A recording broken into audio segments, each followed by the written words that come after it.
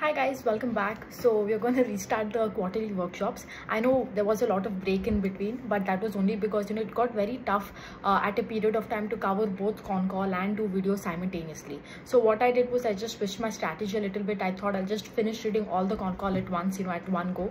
So over the last 1 week to 10 days, I just wrapped up reading all the con calls, and now I'll continue to do videos, in full swing. So I'll probably do like 3 to 4 videos and try to cover all the companies that are in my tracking list in a video format by March 30th. By March 30th is something that I'm targeting to finish everything. So let's see if we can do it or not.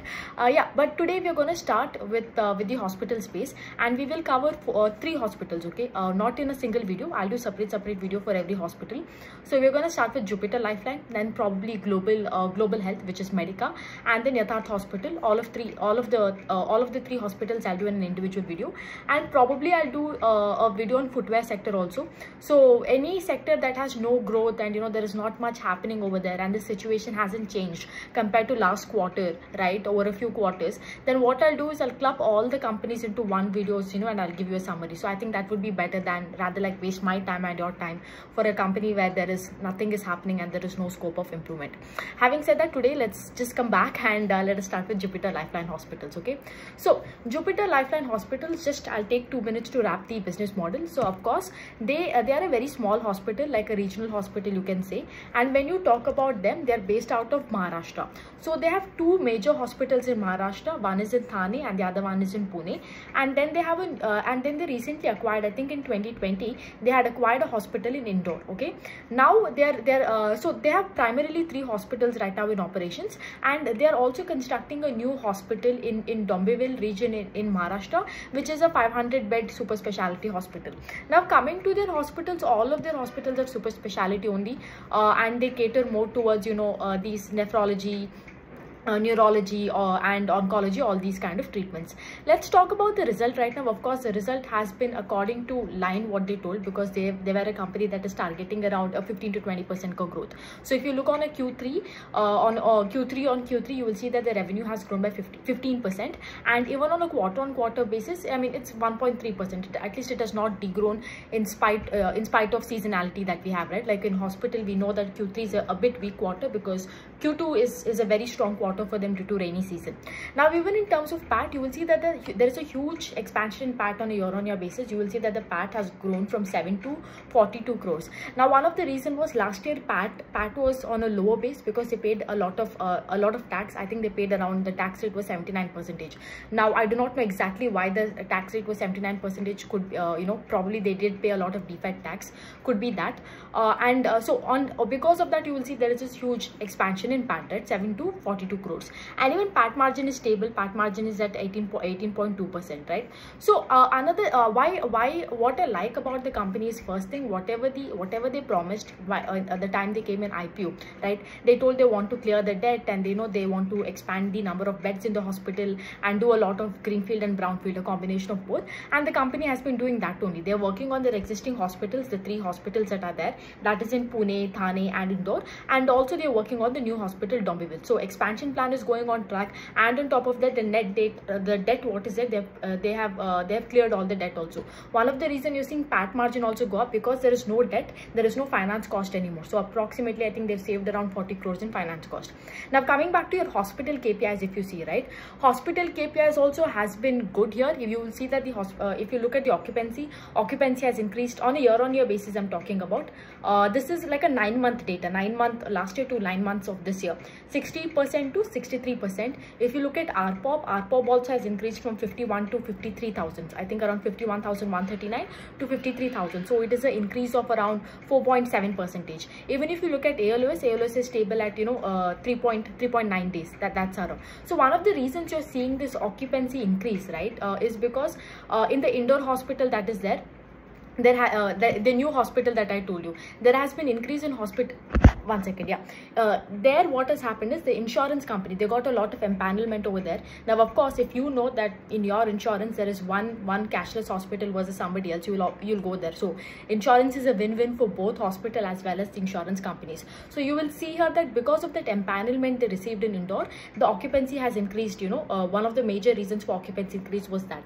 Similarly, at the same time, there was renegotiation also with the insurance companies. See, when you talk about the payer mix, right, there are three kinds of payer mix. One is cash payer mix, one is insurance payer mix, and the other one is your government payer mix. If you want to understand the basics of hospitals in detail, just go to my YouTube channel. I've done a video on that, how to analyze like hospitals, right? So when you look at the cash payer mix, you can always take a ready price increase easily for the cash segment, followed by the insurance segment, followed by the government ka empanelments that is there. Why? Because when you talk about cash, at least you can have a 5 to 6% of increase in ARPOB. When you talk about your insurance companies, usually there will be a tie-up, like for 2 years you can't take any price hike, or for 3 years you can't take, whatever the relationship or the agreement is between the hospital as well as your insurance company. And with government payer mix, of course, it is way longer for you to take a price increase. And also the rate at what you can take the price increase, it is first for cash you can take a higher price increase, followed by insurance, followed by government payer mix. So here also there has been a contract renegotiation with insurance companies for their Pune hospital, right? And as a result, the ARPOB also has increased from 49,000, which was there in the last quarter, Q2FY24, to right now it is 53,000. So even on the QOQ, you will see that the ARPOB has increased. Now coming to their government payer mix, one thing is, you will see their government payer mix is hardly at 1%, I believe, because a lot of them, 54% is coming from insurance companies, around 40% is coming from, I would say, I think more than 40 odd is coming from cash payer mix. Wait, let me just quickly confirm it. Because I'm tracking so many things, it's very hard to keep one data.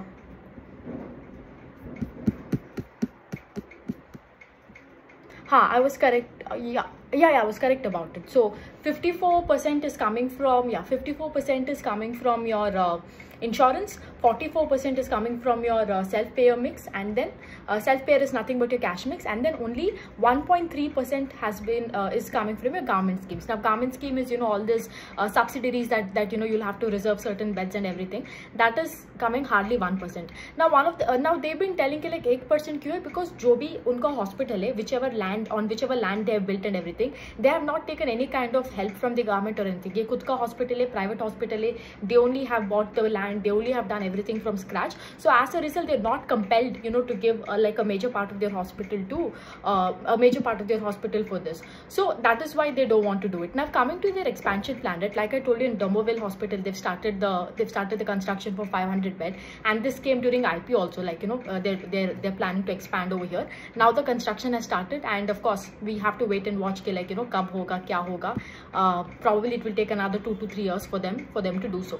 Only one thing I will also, not only that, they want to add some beds in their Pune facility. They're planning to add around 30 beds in Pune facility, which probably will start from next not next quarter, but next year, that is next financial year, probably in Q1. The thing is, right now if you look at their total number of beds, they have around 961 beds. So they want to increase the beds from 961 to 2,500 in a matter of 5 years. Now when you look at this expansion plan that they have, that is the rate at which they're expanding is a bit slower compared to the other hospitals. Like for example, if I have to take Yatharth has 1,461 beds, and they want to take it up to 3,000. Like they want to literally double the beds in the span of 2 years. Here the same is taking, like on a lower base. First of all, you have a lower base. On a lower base, it is taking a bit longer for them to do so. There is also another the other hospital is Global Health Medica, right? I don't know why I keep telling Global Medicare in my head, but yeah, Global Health Medica. So even those people have around I believe 2,400 beds, and they want to take it up to, I think, 3,500 to 4,000 in the next 1.5 year to 2 years. So even there also, if you see, the rate at which these people are expanding the hospital is a bit slower compared to the other two hospitals. And not only that, if you look at Yatharth ka growth rate, Yatharth has been the highest growth compared to all the other hospitals, right? Yatharth ka growth rate is 22%. Medanta is 19%, and Jupiter agar aap dekhte ho 15%. Even if I talk about the expansion rate, even that is also the highest. The only thing here where they have a good take, I would say the only good advantage they have over Yatharth or global health is because the ARPOB is relatively higher compared to the other hospitals. Now, one of the reasons for the ARPOB that could be higher is because they're based out of Bombay, and Bombay is relatively expensive compared to any other cities. And the other reason is Yatharth has 35% coming from government payer mix, where it is very difficult to take a price hike compared to Jupiter, which has only 1% coming from government payer mix. But overall, like I told you, the rate at which they are growing is very I wouldn't use the word very slow, that would be wrong. The rate at which they are growing is relatively slow compared to the other two hospitals right now we have in a small cap or in a a small space, or the new IPO phase jo aaya hai. In that, it is relatively slower, and also not only that, their growth rate is slower compared to the other two hospitals. Now, if I have to look basis on this, right, and if you look at the valuation at which it was listed, Jupiter listed at a very absurd valuation when they came at IPO, right? I still remember that time list kiya hi PE tha 76 PE mein tha, and on top of that the market cap also at which they listed was very huge, around 10,000 crore market cap they listed at that time, around 6 months back, right? So at that valuation and this growth rate, it really is not, like, I would say the risk to reward really doesn't match here. I would rather be, holding the like of something like a big hospital such as Max Healthcare, where it has been for a very long period of time, and there is a history, there is history on the management and everything, and even those people are growing at like 17%. If that big hospital can grow at a 17%, the likes of Apollo can grow at a 14% at such a big base. I would rather pay up a premium valuation over there compared to the likes of Jupiter Lifeline hospitals. So my only irk over here is the fact that the rate of growth compared to the other hospital is slow, the rate of expansion is slower, and of course the valuation just doesn't make sense over here to be paying so much. Like, I would say that if you do the risk to reward, the reward is not in your favor, right? Like, because see, when you take the forward P also, it is not that cheap. So going forward in this, what you'll get is आपको EPS का expansion मिलेगा, but वो P का expansion नहीं मिलेगा. So you need both for a stock. But overall, other than that, if you take, the company is good, there is nothing wrong, at least fundamentally. जो बोला है IPO से, जो बोलता रहा है, that they are doing only, they have targeted a 15% growth, and they've consistently been doing it. This is the third quarter, they've been doing it really well. So that's that about Jupiter. I'll cover in the next global health, Medica, and Yatharth hospitals. Bye.